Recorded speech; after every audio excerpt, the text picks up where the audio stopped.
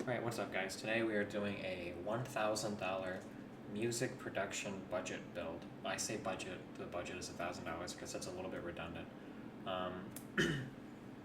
This is something that's kind of interesting. I've never actually done a build like this before with these kinds of price constraints and these kinds of goals, so it was a little bit of fun putting it together. As much fun as it can be picking out parts for a computer, all that good stuff.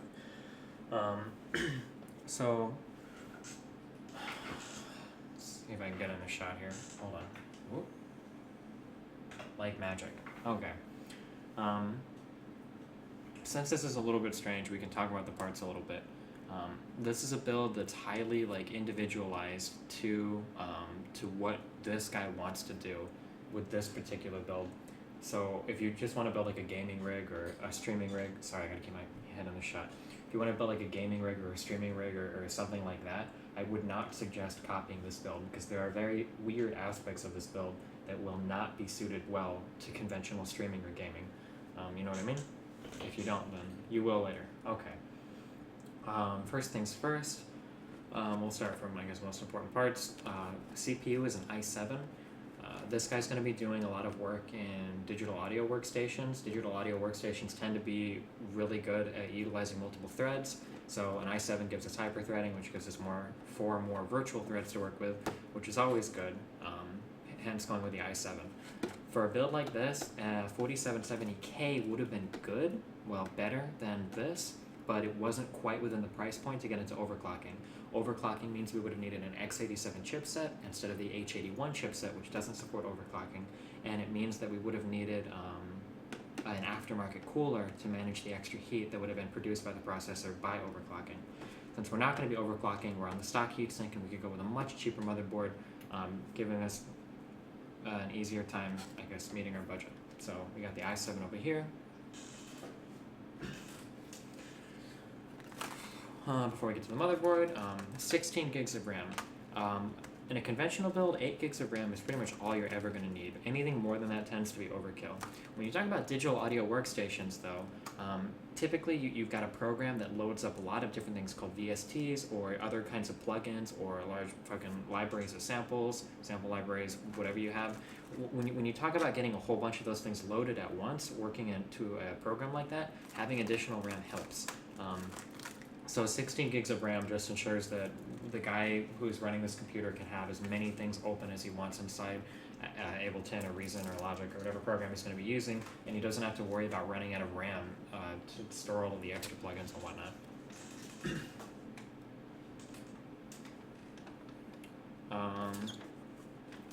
I can't speak much to this. He requested a Firewire plugin. I'm guessing it's for some of the music stuff he's doing. This is a little bit outside of my area of expertise in regards to, I don't know exactly what he'll be using this for. I mean, I can install it, so that's what this is for.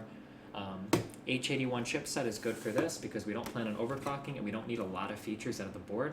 Really, all we need from this motherboard is something to hold together all the parts. And this has a PCI Express slot, sorry, E stands for Express, PCI Express slot for the graphics card, and it's got a place to put the CPU, place to put the RAM, and that's really all we need.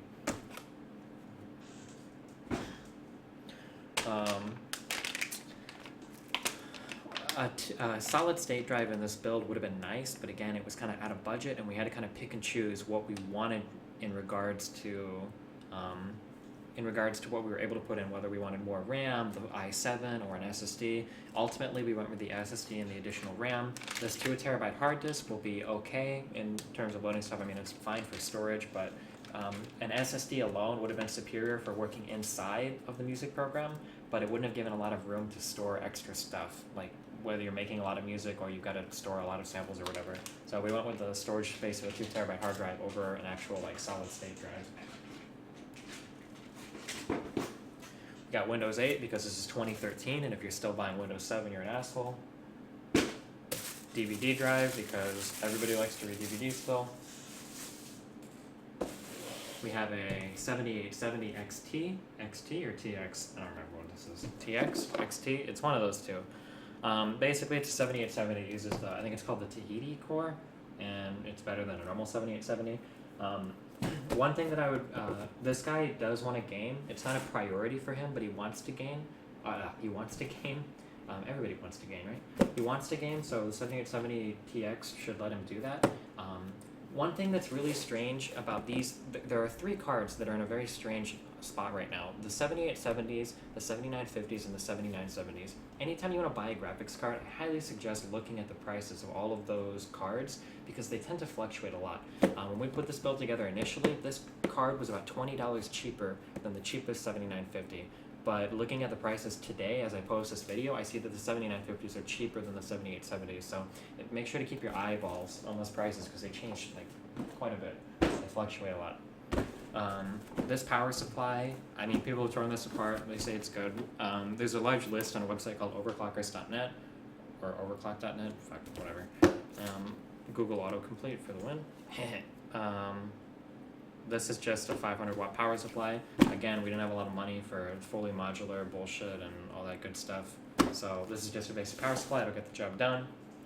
And all of these parts are going into a Source 210, which is, again, a really budget case, but we had to save money in a lot of different places, and it's pretty obvious to see where we have the more budget parts. We get a drink of water.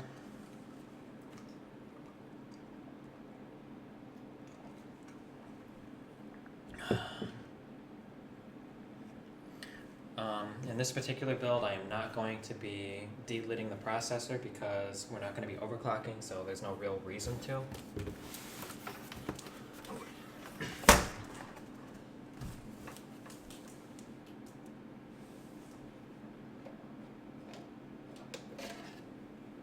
There's no reason not to? Somebody in my chat said, well, there's no reason not to. I mean, the slight chance that you could break it is reason enough not to, even though I'm pretty confident doing it. It's also extra work for no performance gain. Since I'm not overclocking, why would I go through the trouble of delitting it when I don't get any performance out of it? It'll make the temps a little bit better, but for what? It's not like it's going to be overheating anyway.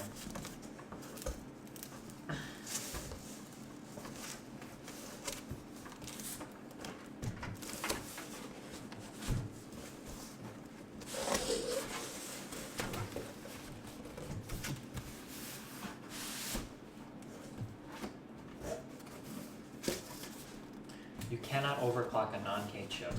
You can twiddle. You can tweak the base clock a little bit. However, it can become very unstable, very fast, and it's not recommended to do it that way.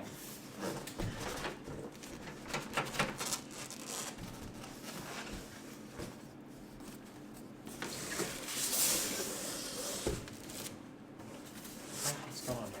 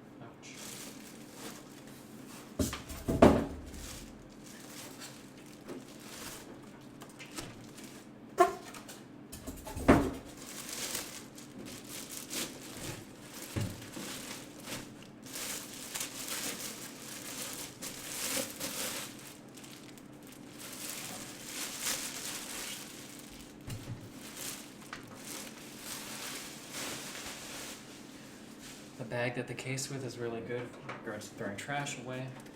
Don't forget that. I really like this case. For being only 30 or 40 bucks, the case looks nice. It's just a solid black little rectangle, and it gets the job done.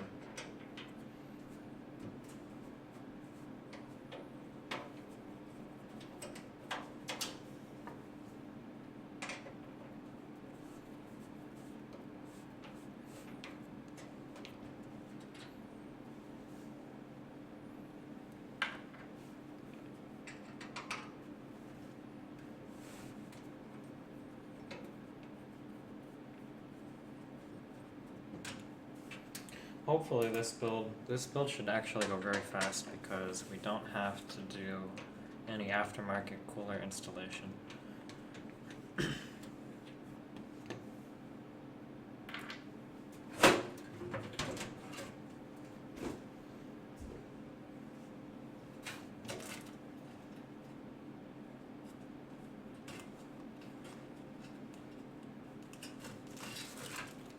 What kind of table am I using? I don't know what this is called. It's just a little glass table with a cloth over it.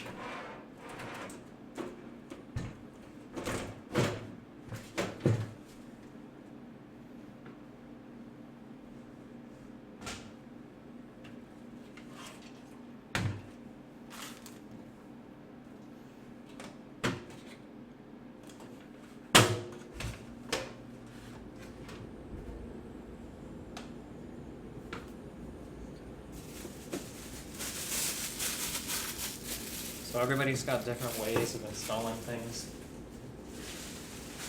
This is kind of the way that I've arrived at that's fastest. I'm gonna pop in peripherals first.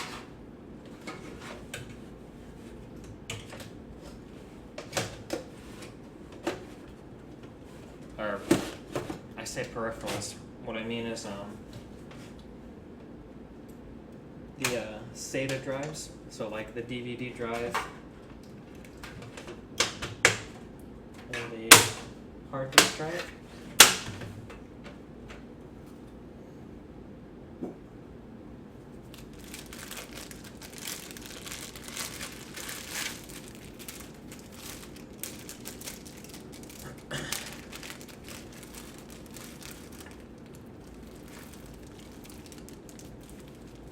Typically the screws for the DVD drive and the hard disk drive are very small.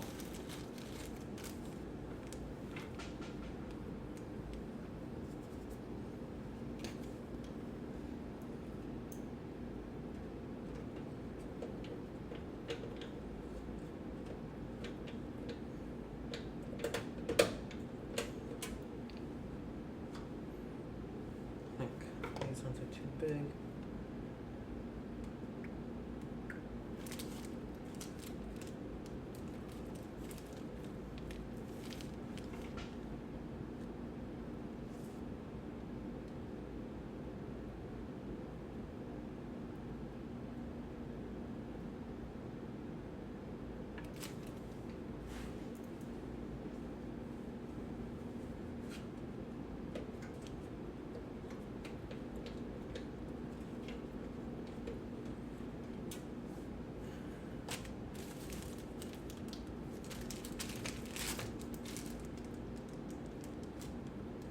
What the fuck?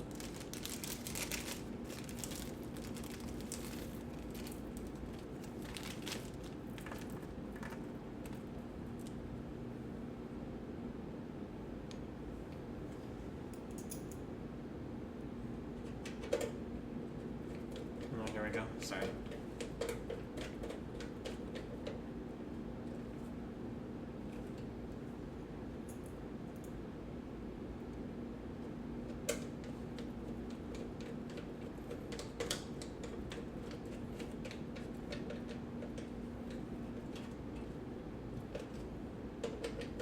You want everything as tight as you can make it, but there's no reason to over tighten anything.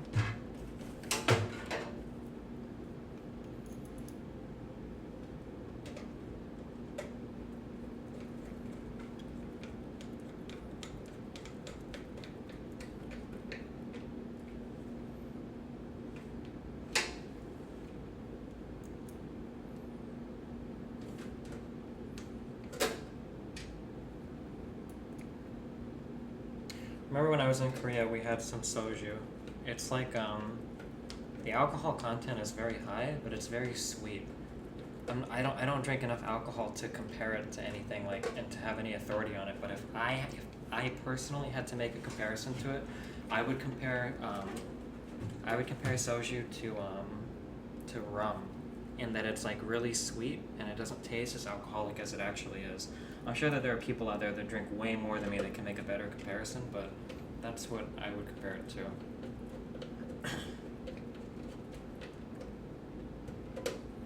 tastes like rubbing alcohol. Maybe I had different stuff, or maybe what I had wasn't soju. I thought it was soju though.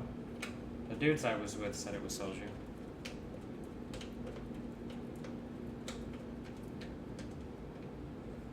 I don't think it was mixed because they poured it right out of a bottle. Maybe it was more. Maybe I already had something to drink beforehand. If I already had something to drink beforehand, then then I don't remember what it tasted like, because all alcohol agrees with me as long as I'm already a little bit drunk. Oh fuck, dude.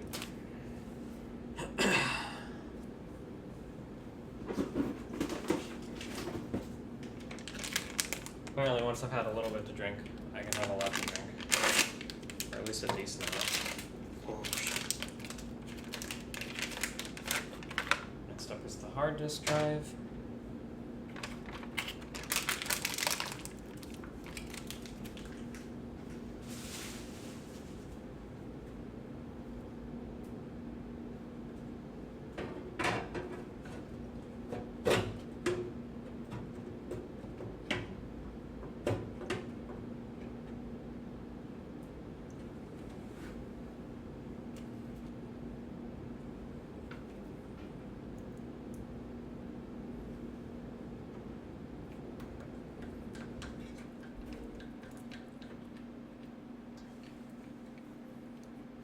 So I like to do the DVD drive, the hard disk drive, and the power supply before anything else, because I feel like it gives me a really good foundation for inserting everything else into the build. I don't like to have the motherboard installed first, because it feels like when you start to put in the side drives, you're always like hassling around the motherboard and the cooler and the RAM and all that, and the heat sinks on the motherboard. So I like to get all of these accessory drives installed first. It makes it nice and easy to just pop the motherboard in and to hook everything up, in my opinion. However, I know everybody has their own little method of doing everything.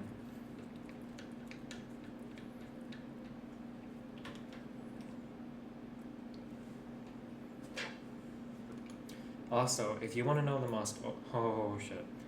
I know that my fans come from all walks of life. I would like to take this moment to remind you that my opinions are my own. They can be incredibly biased and uninformed.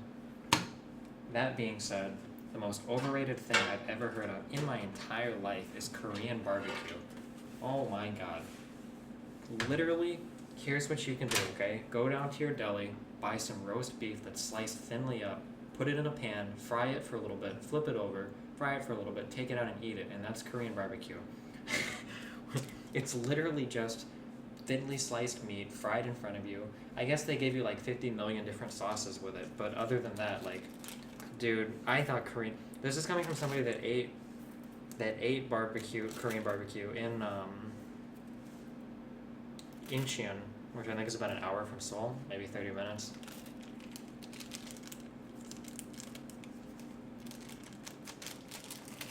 I mean, it was okay, but man, like I'm an American from the Midwest, and I love meat. Start the gay jokes. So I was pretty let down by Korean barbecue. I was expecting some epic like pig roast, like crazy awesome setup when it came to Korean barbecue, but instead it was literally just thinly sliced meat put on a like weird circular grill in front of you, and then you take it off and eat it. And I was like, okay.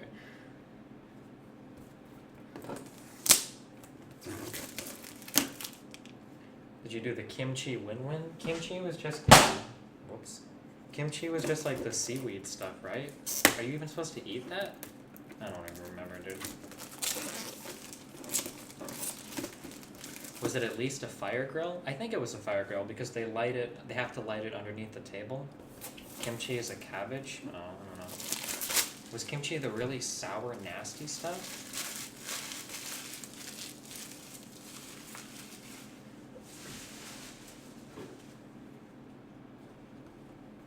I like the chicken over there. We went to a couple places where we got the Korean chicken. They do this thing every time you're a white person. Well, I don't know if this happens in all cultures, but I've heard people say it happens when you go to Indian places, and I've heard people say it happens in other Asian places. But whenever you go as a white person to like an Asian restaurant, like I want hot, spicy, they'll always go, "Oh, are you sure? Spicy, very hot, hot." It's like, fucking yes, you bitch, just give me the fucking spiciest chicken you got. That was weak as fuck. But it tasted good. I think weak as fuck. It tasted good. It was seasoned well. It tasted fine, but it was nowhere near like as spicy as I would have expected it to be for how fucking foreboding the woman was about ordering it.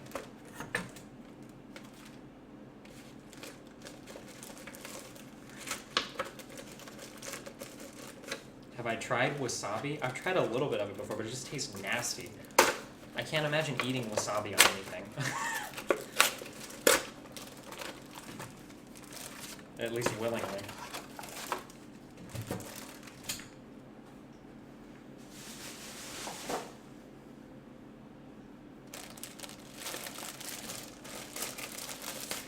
Maybe spicy wasn't the right word. It had like a really like it kicks you in the ass flavor, right?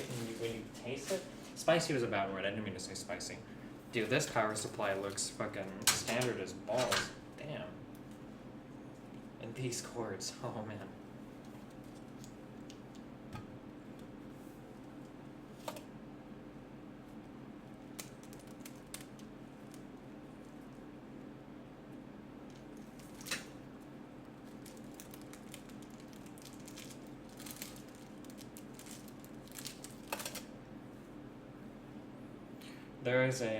There's a huge thread on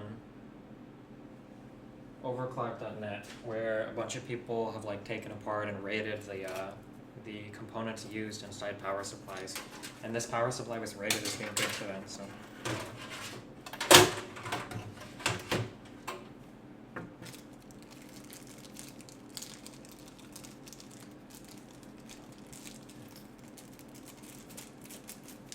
I'm Vietnamese and we eat everything with sriracha. Pretty sure anytime somebody Vietnamese ordered anything at the casino, they always ask for the sriracha with it. They always ate this. So for the 3 Vietnamese fans I have out there, okay, I'm gonna go ahead and criticize something else. That soup that you guys eat called, I'm gonna try not to slaughter it. I think it's pronounced pho. It's PHO. Americans just call it pho. I think it's pronounced, where's the cheddar? It's like pho, right? Pho? That's how they always pronounced it at the casino. Or that's like my best American attempt at it. That shit is fucking nasty. Oh my god. That's some stuff that I would never touch.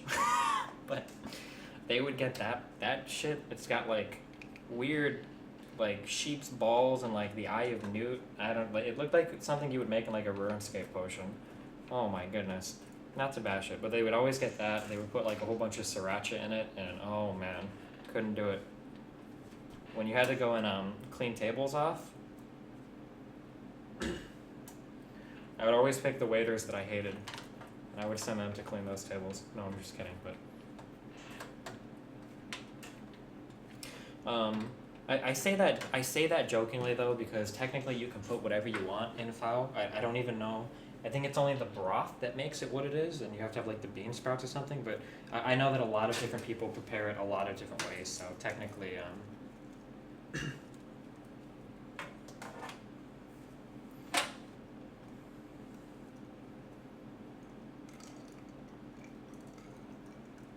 April, May, June, some guy in my chat just went on this huge diatribe about people ordering spicy food and not getting what they want, and I'm sorry, bro.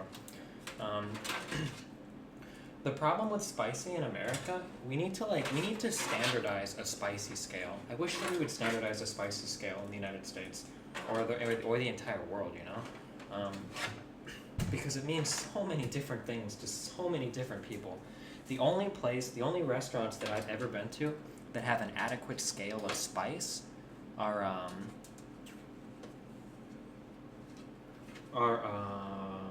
wing places that have everything from not spicy at all and kind of mild to very fucking spicy, and at least I can't handle it. But if you're not at a wing place, everybody else just has stuff that they call hot or mild or super hot, and those words don't mean anything.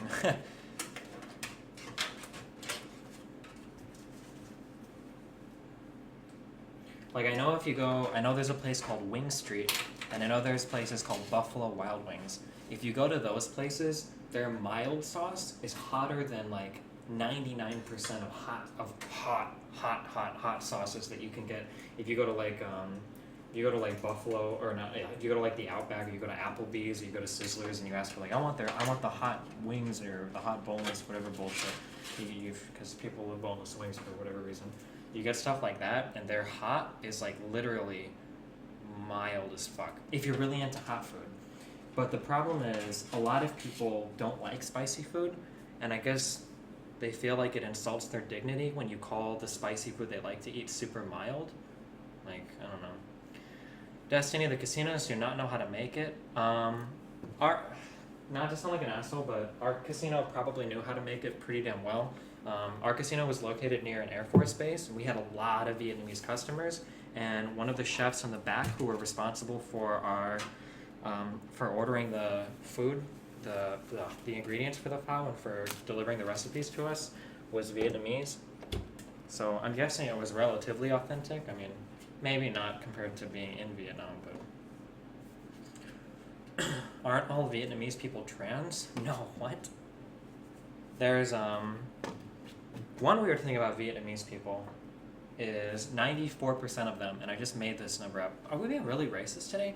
I'm not trying to sound racist, I'm sorry. We'll pick on some other ethnicity next, but all the Vietnamese people would draw on their eyebrows. I don't know why. I think it's because Asian people's, or just Vietnamese people's eyebrows start to thin out as they get older. But for some reason, like, every old lady had their eyebrows drawn on. All the Vietnamese people. I don't know why.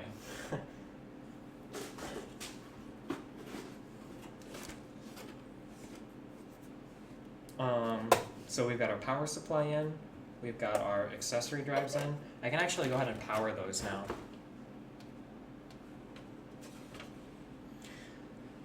Somebody in chat asked, when installing a power supply, do you put the fan up or the fan down? So typically,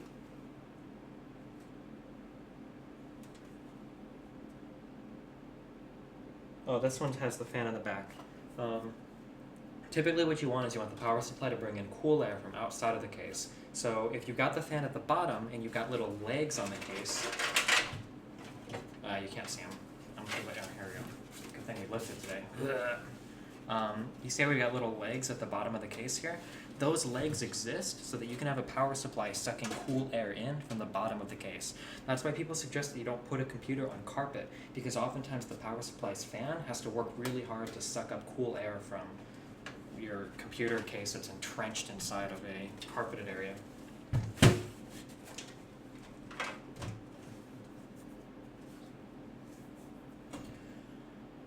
What were we doing? Oh, I'm gonna go ahead and just power whatever I can right now. This is a 4+4 pin for the motherboard. Wow, this cable is really short. We've got the 24 pin connector for the motherboard.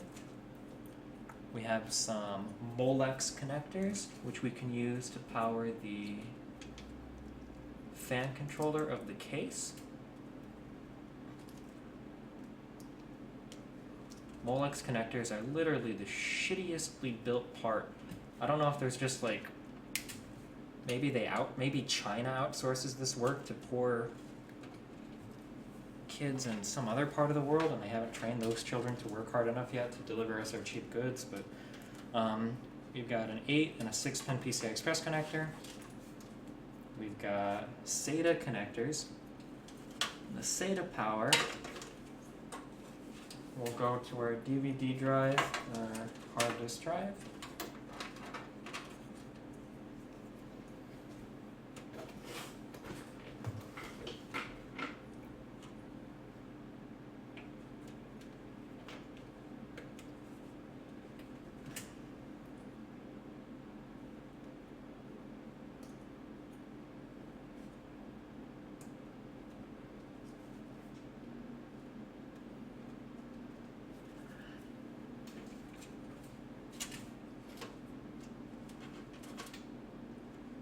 And then we've got Molex soaked up, and we should be good in regards to powering these pieces.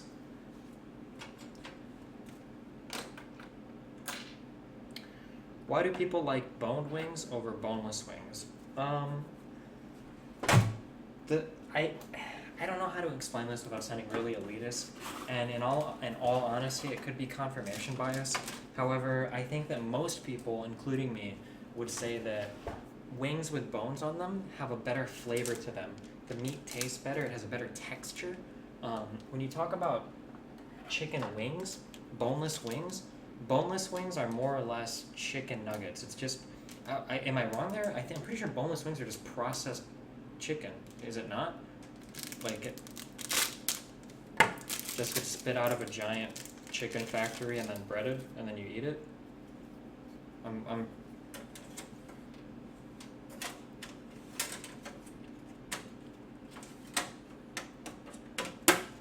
I could be wrong on that, but in my opinion, I feel like you can pull, if you've ever eaten like a chicken leg before, you go to like Kentucky Fried Chicken or Papa, whatever the girl's name is. No, I don't even know what I'm thinking of. Popeyes, not Popeye. Yeah, Popeyes or whatever. Like if you, or whatever restaurant you go to, and you think of like a chicken leg, you can pull the meat off of it, and you see like, if you've eaten enough chicken, you know like the parts of the meat that you can pull off, right? Or like in a chicken breast, you can open it up and you can pull that huge flank of meat. You can just pull it back, and you know the parts of that chicken that you can just pull out and eat, right? But when you talk about like boneless chicken wings, it's just like it's just like a massive like brain tumor that you just like just eat, you know? And it's the same thing with boned chicken wings. Like you can eat a boned chicken wing, you know all the little pieces of meat, like you know what you're biting into, right? Like I said, that could all be a ton of confirmation bias and whatnot, but that's just my opinion. Sorry. Am I reading the questions I'm responding to so that if you're watching this on my YouTube, you're not totally confused? You must not ever get good boneless wings. I mean, I've gotten boneless wings from wing places before, and they're just, I mean, like, they're okay. Like, I'll eat boneless wings. I'm not picky when it comes to food. Dude, I'm not picky when it comes to food, as long as it's not seafood. I'll eat most shit, or I guess, right? I would say so. So I mean, I have no problem eating boneless wings, but anytime I'm given the option, I think boner wings are way better.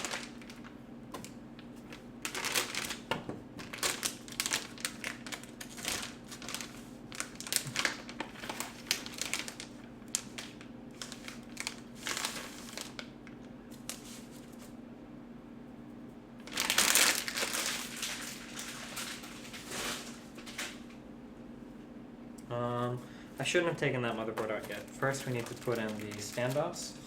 I'm gonna go ahead and set this motherboard on my desk so that I don't drop it.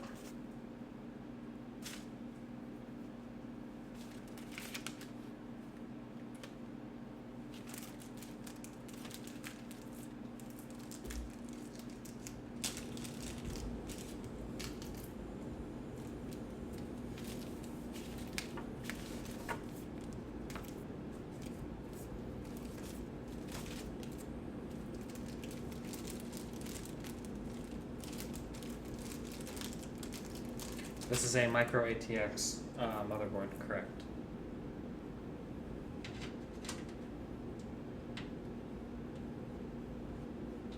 Could I beat up a life-sized ant? Definitely not. Did you know that ants can lift 10 their body weight? Oh my fucking god, how sick is that? Can you lift 10 times your body weight? Let me answer that for you. No, because you're not a fucking ant.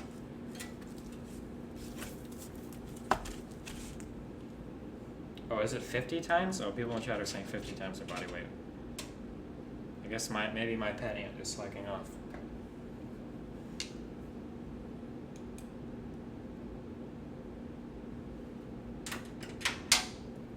Fuck me. What?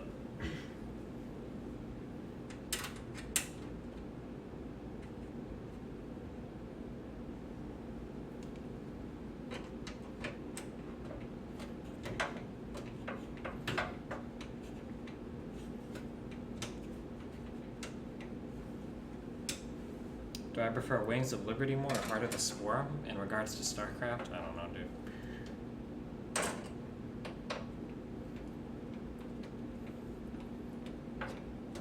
So right now I'm just going around and I'm dropping in the standoffs, which are very important.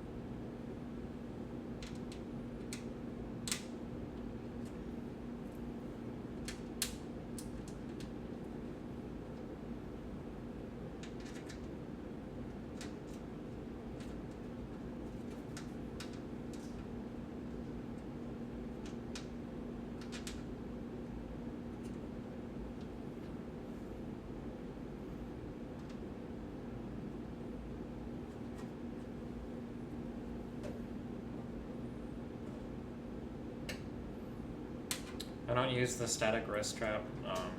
My power supply is plugged in right now, so it is grounded. I did touch the case to make sure that I'm grounded. I think that's plenty enough in regards to grounding. Thoughts on the Zotac GTX 770 disregarding price? You cannot ever give your thoughts on any piece of technology disregarding price. If you disregard price on any piece of technology, then the answer is always, it's awesome. Because technology is fucking sick. Microprocessors are very hard to make. Tons of machines and fabricating devices are involved in the process. A lot of R&D went into every piece of technology.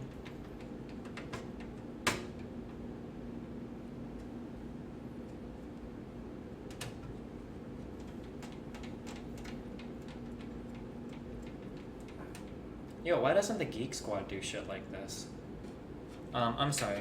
The reason why that's true is because the awesomeness of a part is almost entirely a function of the part's price. For instance, an i7 4770K at $1,000 is really bad, but an i7 4770K at $50 is really good.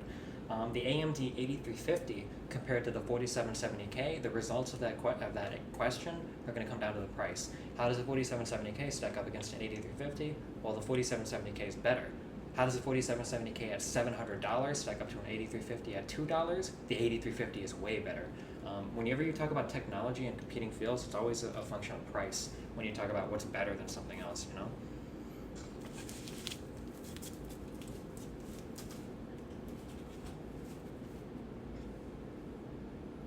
Way to strawman the parts? Well, I'm being honest. What the fuck? I'm not strawmanning. I'm just telling you that you can't talk about a part without considering the price of the part, because the price is incredibly important. And I used hyperbolic analogies to state that importance, to illustrate that importance, right? That's the whole point of an analogy. It's not strawmanning, I'm making a point. I'm sorry if you hear me do that laugh a lot. Unfortunately, I have got a disease called Tourette's. You may have heard that I've used inappropriate language in the past, including but not limited to hate speech, racial slurs, politically aggravating things, suicide, death threats, etc., etc. The reason why I do that stuff is because I have Tourette's. It is a disease. Next time you think about making fun of me for words that I've said in the past, please check your privilege, don't resort to your ableism, and acknowledge my horrible sickness. And donate money to me as I work my way through it. Thank you.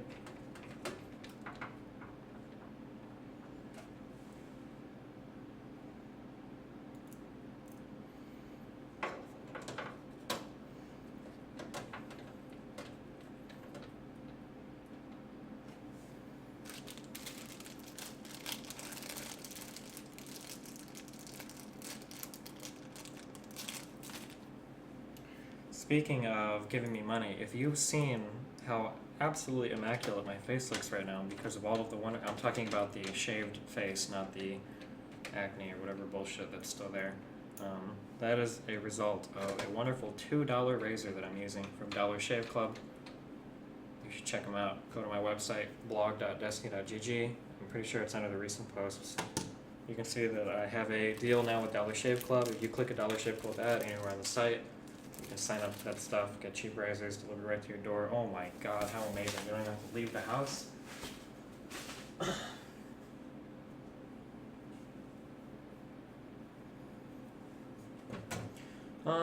Okay, motherboard and all that is in. I could start popping in the CPU and whatnot. However, again, I don't like to do that. I like to have everything that I can plugged in first. So, first thing we're going to do is power our motherboard. Again, I'm very surprised that this 4+4 pin is so short. I wonder if that's going to be a problem. Or, well, it's not going to be a problem, but it'll suck for a route.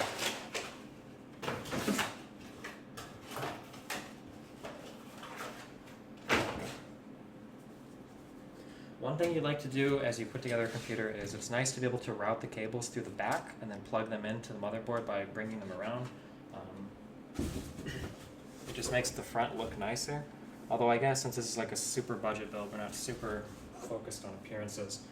Although it's nice to have everything looking nice. Unfortunately, in this particular build, I will not be able to route this 8-pin through the back because this 8-pin is far too short.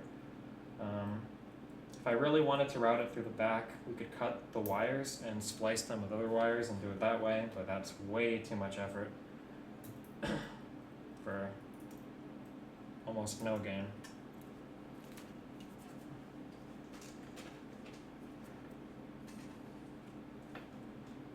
Is it worth waiting for Black Friday? Somebody in chat asked, is it worth waiting for Black Friday to pull the trigger on a build? Maybe. If you know the price is going to go on sale, then sure. But, I mean, I don't know what the chances of whatever your particular part going on sale are. Got the 8-pin connected. I'm going to bring around 24-pin. This is the big fucking daddy that gives all the power to our motherboard.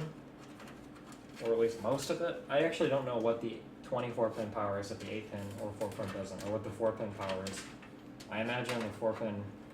You know what, I'm actually not even going to speculate on that, because whatever I say is probably going to be terribly wrong.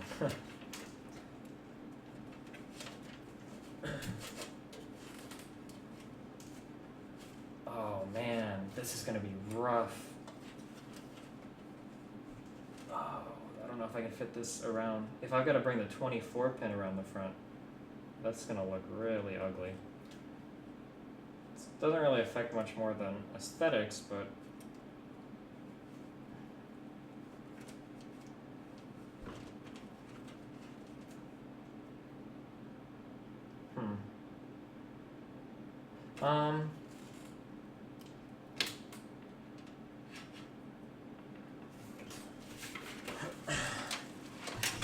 Okay, you know what I'm gonna do? I'm actually gonna flip this power supply around. So these cords are facing the back of the case. I should have did that originally. I'll see if that gives me a little bit more space. Well, I know it'll give me a little bit more space in regards to routing.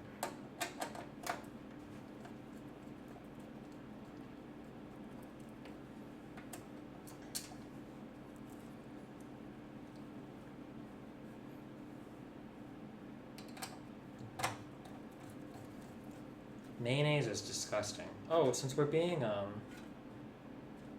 racist, did you know that I didn't know this until I started working? Not my current job, obviously, which is this stuff. But back when I did like restaurant business stuff, do you know that black people eat mayonnaise on everything? If it's physically possible to put mayonnaise on it, black people will put mayonnaise on it and eat it. I didn't know that shit. I didn't know that until I started working at a restaurant. Holy shit. They put mayonnaise on things you can't even imagine. To be fair, there were some white people that did it too, but...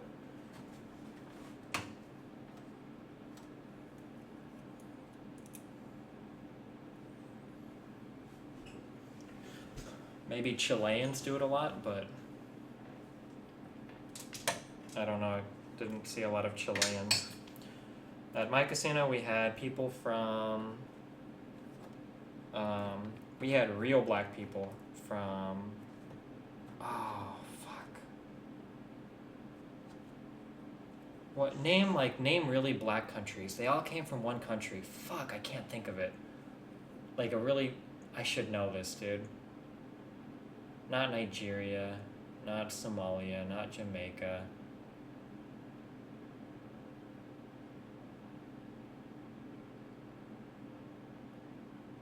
Not Uganda, come on.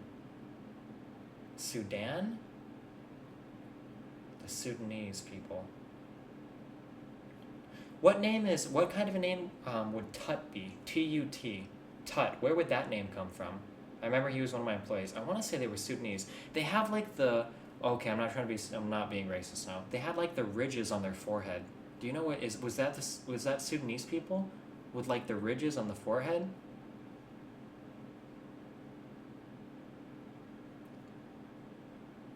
Is it Sudanese?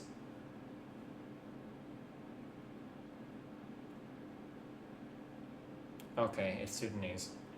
No. It wasn't just old people. Like even like 20s. I swear to fucking God, they all had like the Klingon ridges, dude. So anyway, getting off of this topic. Yeah, we had a lot of. It was Sudanese sounds right.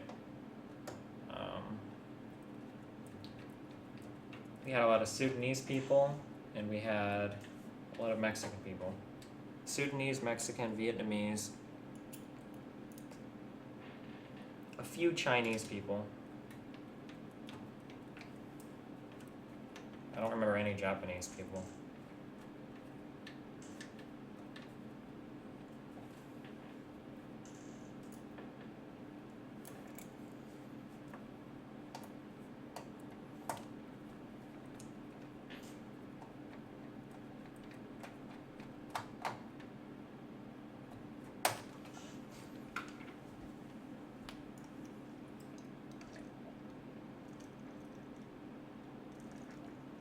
How do you know the difference between Japanese and Chinese?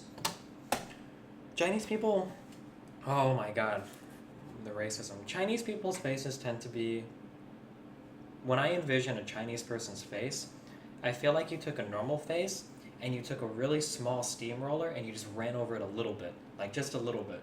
And so like their face is really flattened out, kind of smooth. That's how I envision Chinese people's faces. Japanese people's faces tend to be a little bit more like pointy compared to Chinese people. I don't know if I can tell Japanese people. I can tell Koreans apart pretty easily because obviously I've seen a ton of them in StarCraft and League, and I can tell Chinese people apart pretty easily. I guess anybody that doesn't look like Chinese people or Korean people, I would just assume they're Japanese. So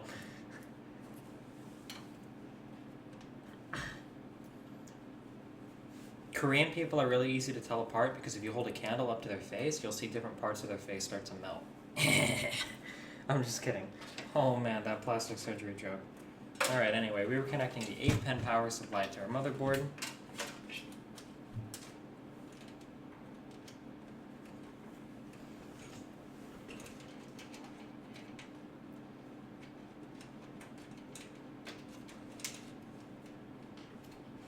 Oh, come on, please. It's so close.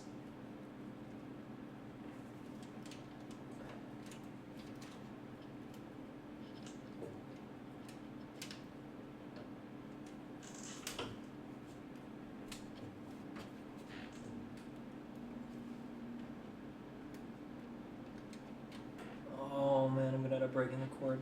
It's like right. Oh my god, dude. I've never had a cord be so close to going in before that I might not be able to put in.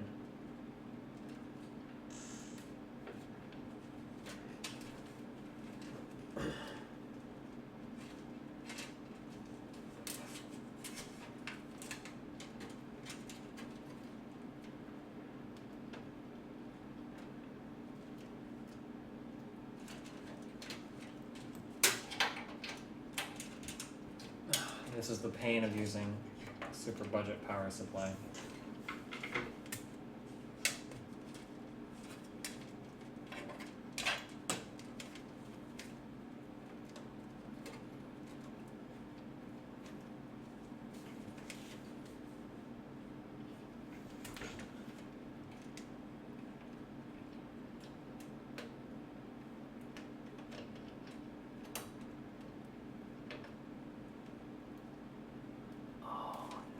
Oh my god, I got it. Right? Hold on. Oh, we got it.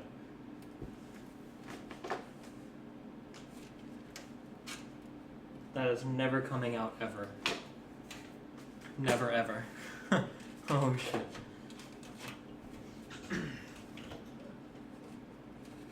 Alright, this will fit a lot easier. I wish I had like a camera set up behind me. You can't ever really see what I'm doing in here, huh? You know what? I should set up the next build that I do. I'll set it up so that I have this table turn the other way so that the camera is right behind me the entire time. How cool would that be?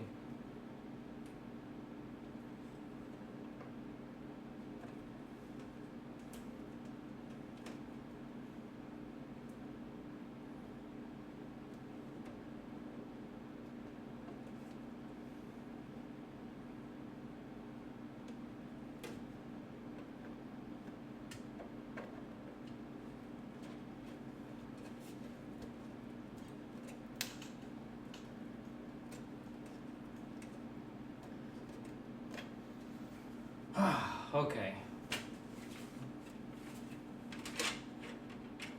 Yeah, power to the motherboard.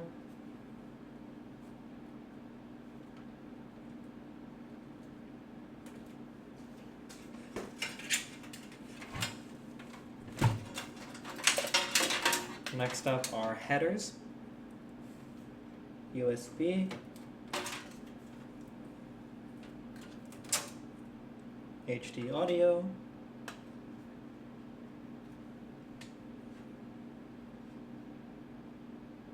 HD audio? Where the hell is the HD audio? Oh, this motherboard might not support front panel audio.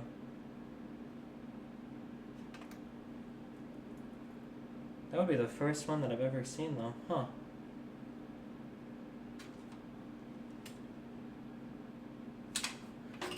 Oh.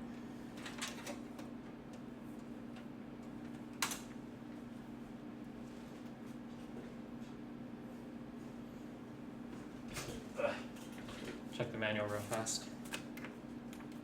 I've built with other H81 boards before and I've never seen one that doesn't support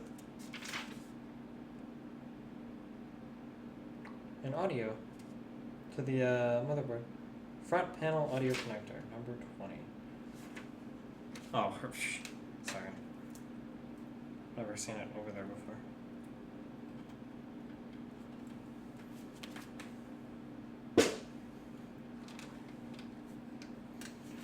And then we have our headers that allow us to push the buttons on the front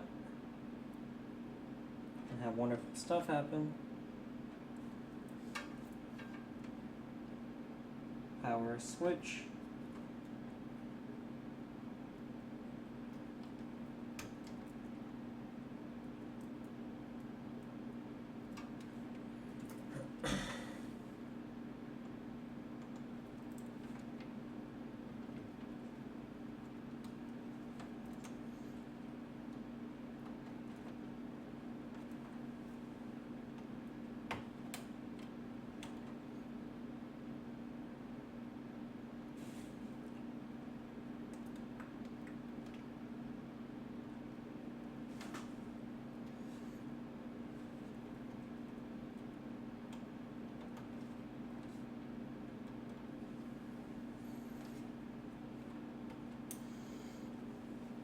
Alright, so now everything on the motherboard is connected.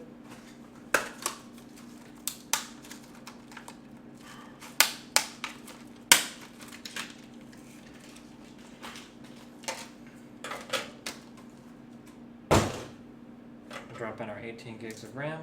18 gigs of RAM, two 9 gigabyte sticks. How about 16 gigs of RAM with two 8 gigabyte sticks?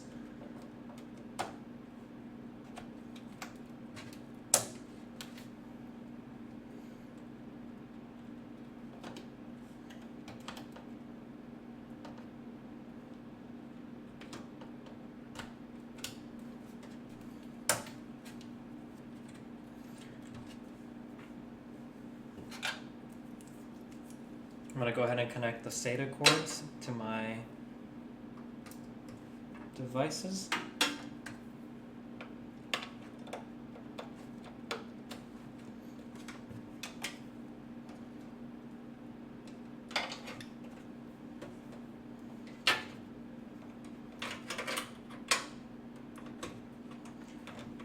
And again, rather than connecting these directly to the motherboard, you can route them around the back.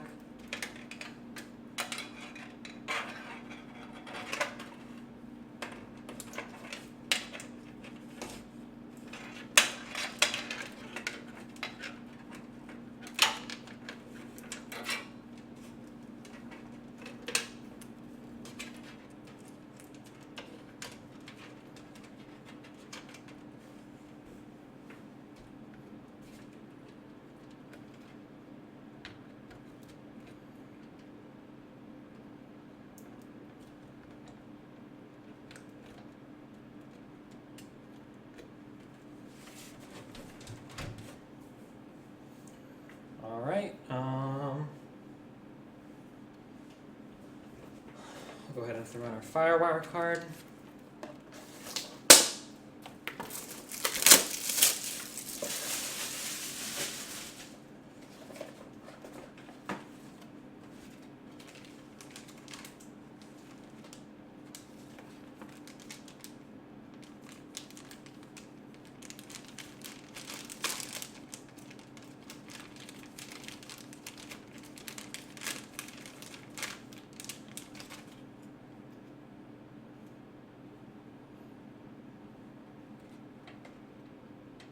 Oh shoot. I'm just kidding. We'll do the FireWire card later. And by later I mean never.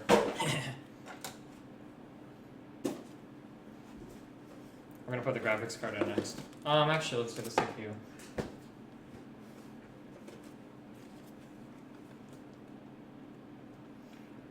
Remember when you cut, you always cut away from you.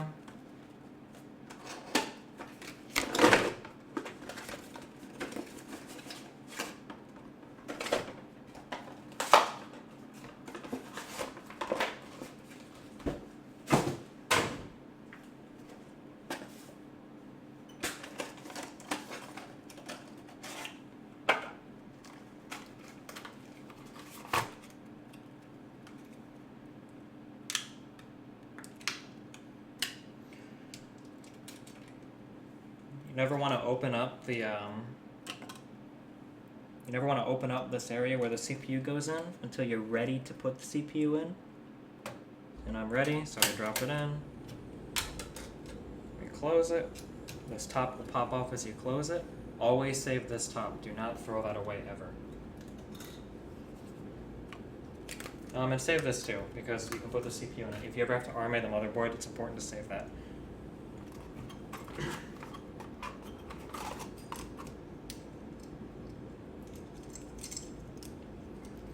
Got our beautiful stock heatsink.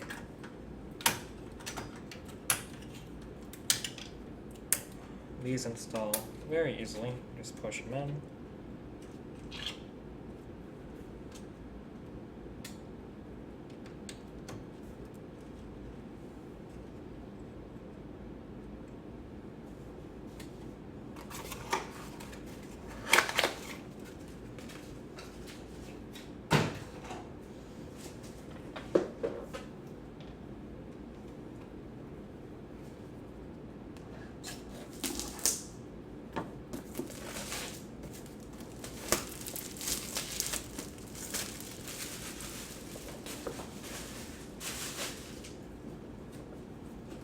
Some people test their graphics, or they'll test their build before they install a graphics card.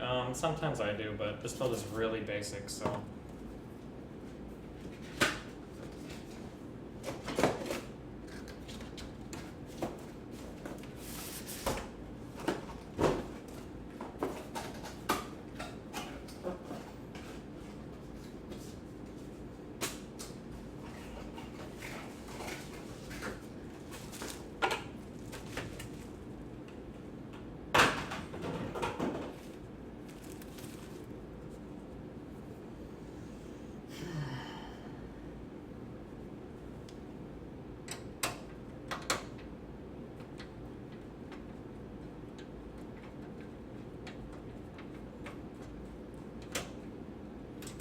So one thing I just noticed about this build that I didn't notice before is that FireWire card requires a full 16 lanes or whatever of PCI Express, and this card only provides, I think, 4. Or this motherboard. There's not enough room on the board to put that. I thought that this I thought that the FireWire would be like a little itty bitty connector, but it's actually really large. So that's going to be something we'll have to figure out. There's no way that I can connect that to this motherboard without like sawing it apart. Or I don't think that would work.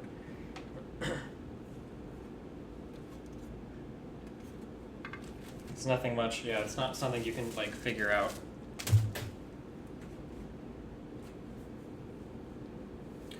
Why is he using a stock CPU cooler and using a power color card? Stock CPU cooler because it's not being overclocked. There's no reason to put an aftermarket cooler on there unless you're like throwing away money. And a power color card because power color cards are fine.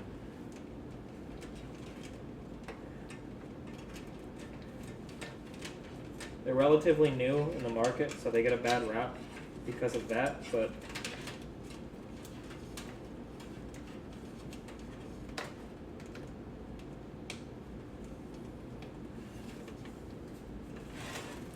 the reason why I didn't apply any thermal paste is because there's already thermal paste applied to the card, or the CPU.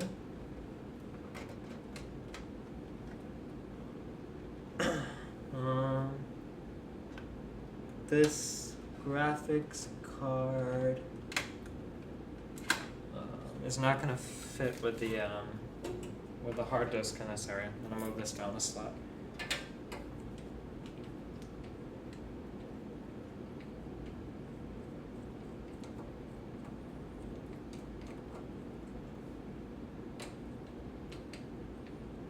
Stock thermal paste is cheap as fuck though, somebody in chat said.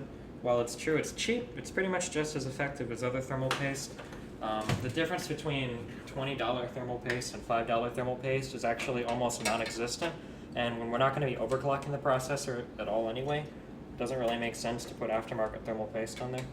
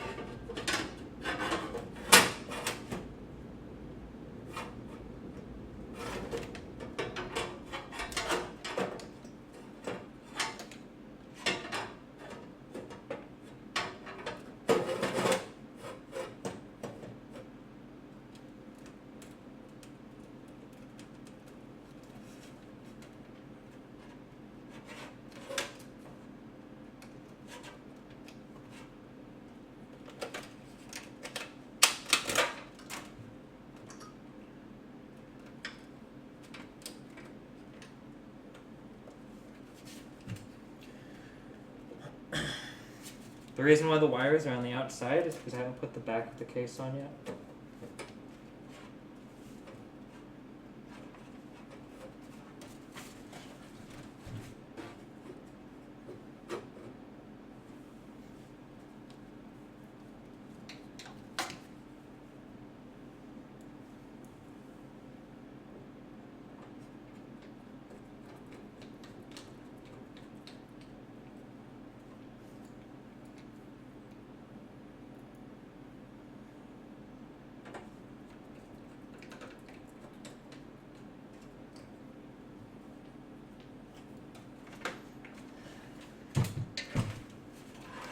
If they're in the back, how are you going to connect them? Because most cases allow you, they have holes that you can route the cables in from the back to the front that allow you to make it so that the front isn't as cluttered with cables.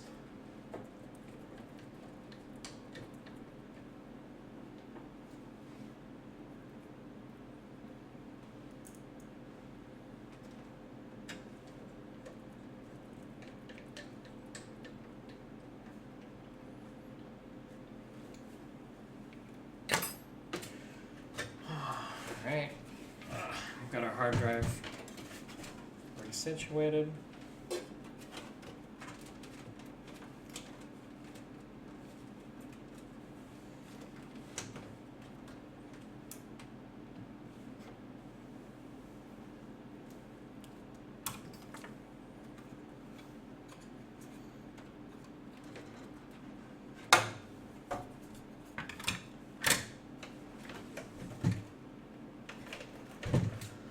I'm going to change the routing on these SATA cables.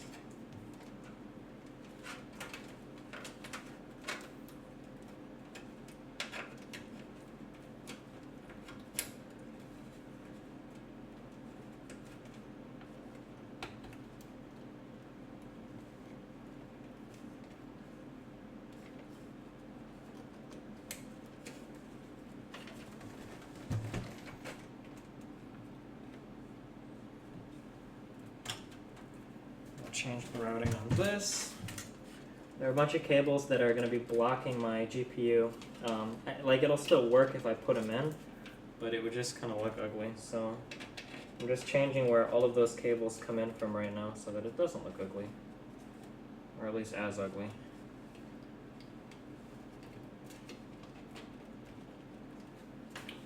There we go. And now we should have a nice clean slot to just drop our GPU into.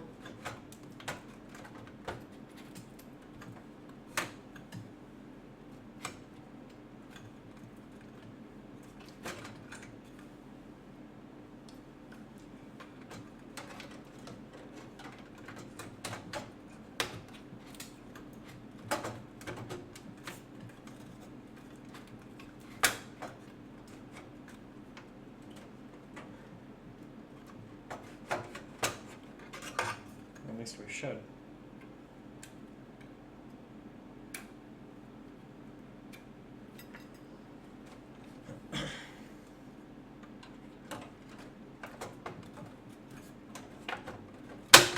There we go.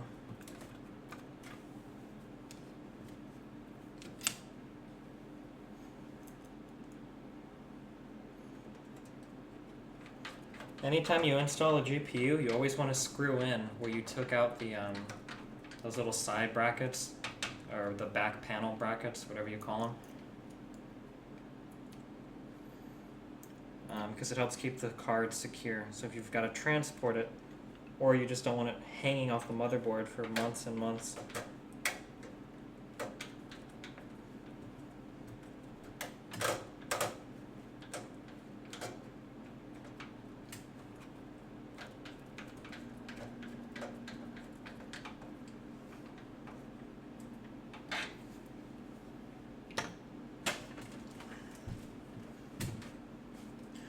Now I'm looking for my PCI Express cables.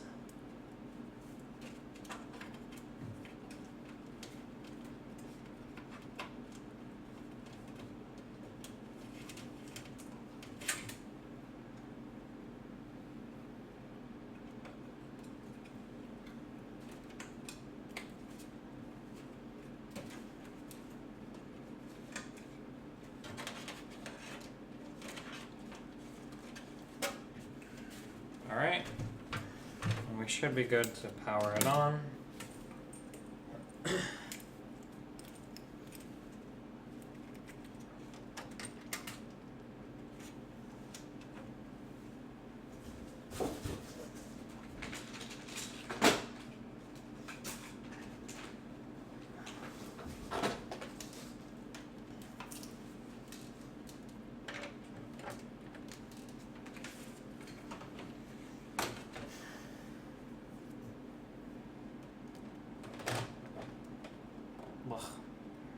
Alright, and if we're lucky, it'll turn on, we'll see an image, we should have no problems. If I can find the power button.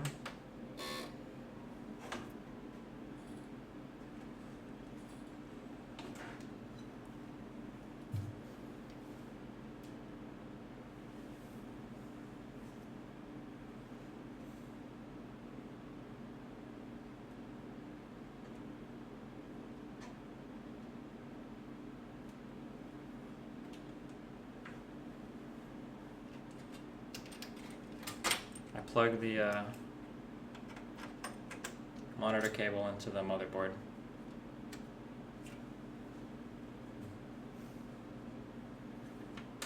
Let's try that again. Hold on.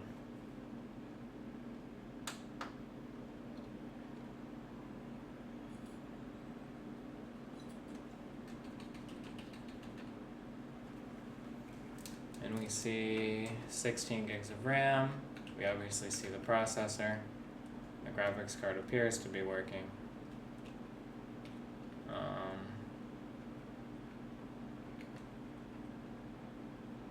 CPU temperature is about 43 degrees, which seems kind of normal. We'll know more when I go to bench and all that good stuff.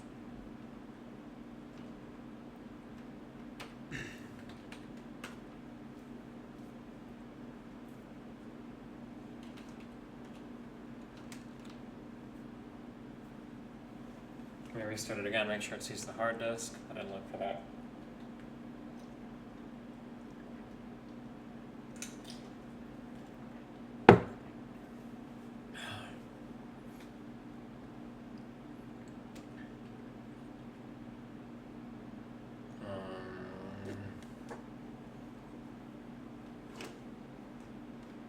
What am I looking for again? Oh yeah, hard disk. Hard drive. Toshiba, that's good. And it sees the DVD drive as well.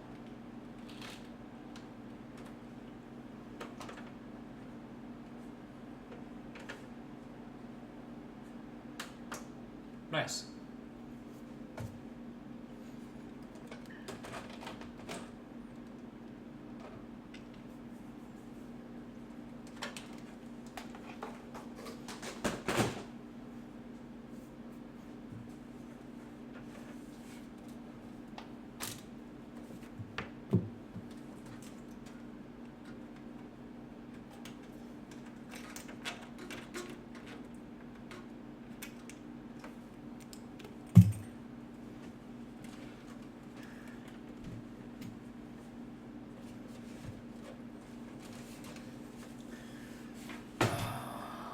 see what we can route, or not route, but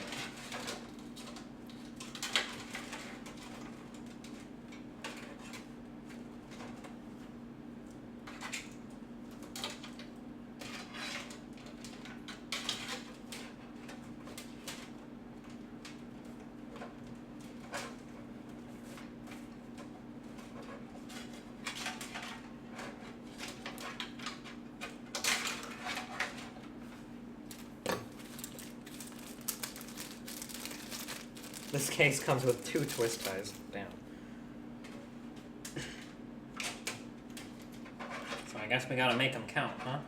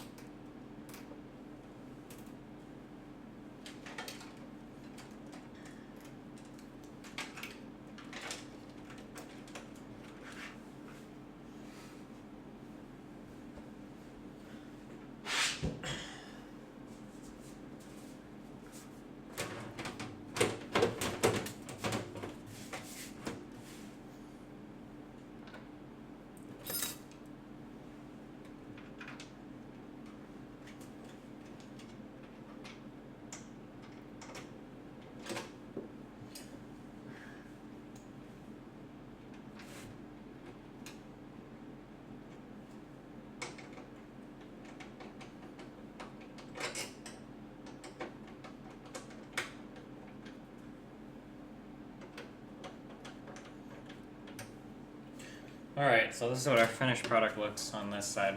It's kind of messy, but I mean, considering we're working with a non-modular power supply with very interesting choices in colors. You can see a little bit better in here. These colors are pretty ugly, but I mean, we got the job done. See the hard drive here, we've got DVD drive up here, we've got our beautiful 24-pin Halloween rainbow colored over there, graphics card right here.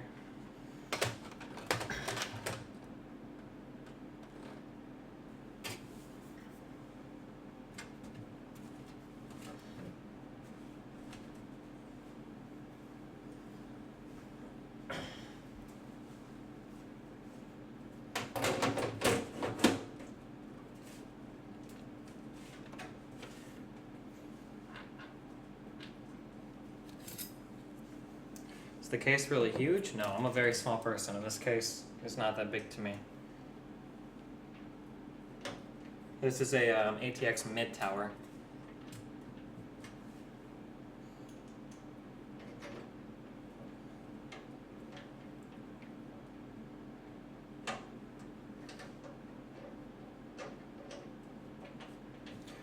Alright, so next up for me is I'll be installing the operating system on it.